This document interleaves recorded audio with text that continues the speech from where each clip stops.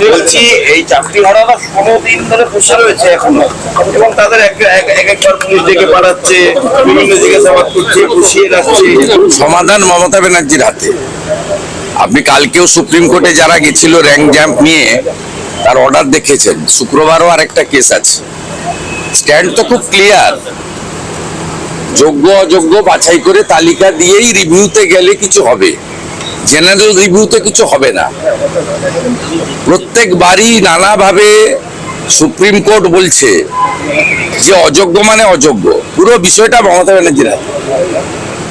এবং কালকে পরশুদিন প্রাইমারি হিয়ারিং এ দেখেছেন এজি কি বলেছে।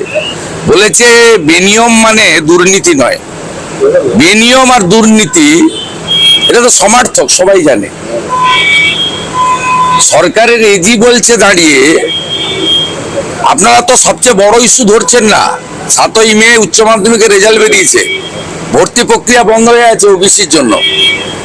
ডিএ, ওবিসি 26,000 আর আসছে প্রাইমারি, এই চারটাতেই পিসি